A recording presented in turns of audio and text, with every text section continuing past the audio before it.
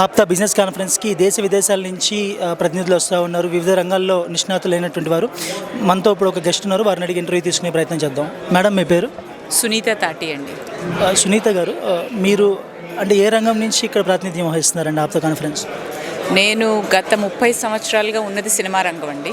నేను ఓ బేబీ, సాకిని డాకిని, అలాగే courier boy, Kalyan, బంగారు కొట్టు ఇలాంటి ఒక 10-11 సినిమాల వరకు తీశాను. సో ఆప్తా మా ఫ్యామిలీలో కానీ జనరల్గా కానీ చాలా సపోర్ట్ ఉంటుంది నాకు. సో నేను ఒరిజినల్గా వచ్చింది యూఎస్ నుంచి కాబట్టి కూడాను వాళ్ళు ఆ విధంగా ఒక బిజినెస్ పరంగా ఎంతో సపోర్టివ్గా మమ్మల్ని ఎంకరేజ్ చేస్తారు. మేడం, ఒకటి సినిమా ఇండస్ట్రీని చూసుకుంటే ఇప్పుడు మొత్తం గ్లోబలైజేషన్ అయిపోయింది. తెలుగు సినిమా ఇండస్ట్రీ నుంచి కూడా చాలా అవార్డ్స్ వస్తూ ఉన్నాయి.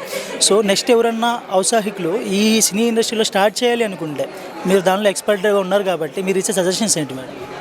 ఫస్ట్ సజెషన్ ఏంటంటే, మీరు రంగంలోకి వద్దాం అనుకుంటున్నప్పుడు సినీ రంగంలోకి మీరు అనుకుంటున్నది ఏంటి అనేది ఫస్ట్ క్లియర్గా ఉండాలండి.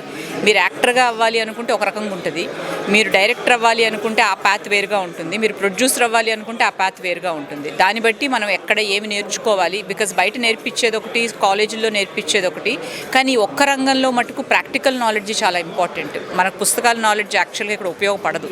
సో ఏది చేసినా నేను ఇచ్చే ఫస్ట్ సజెషన్ ఏంటంటే, ఒక సినిమాని మొదటి నుంచి చివరి వరకు మీరు ఒక ఎక్స్పీరియన్స్ చేయండి. అది ఏదో ఒక రోల్లో ఎక్స్పీరియన్స్ చేయండి.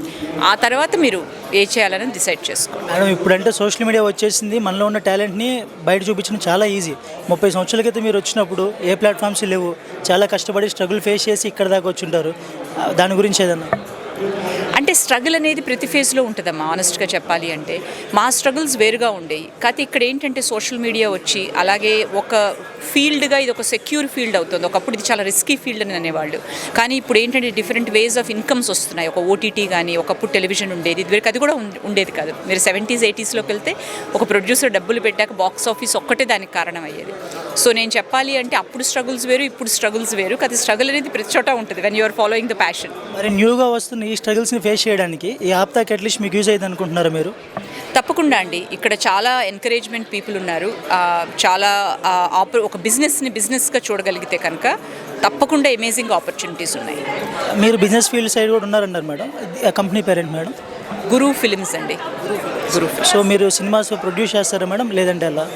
ప్రొడ్యూస్ చేస్తాను, సినిమాలు ప్రొడ్యూస్ చేస్తాను. నేను ఓటీటీ ప్లాట్ఫామ్ చేస్తాను. మాదొక హాట్స్టార్లో ఒకటి రాబోతుంది ప్రాజెక్ట్.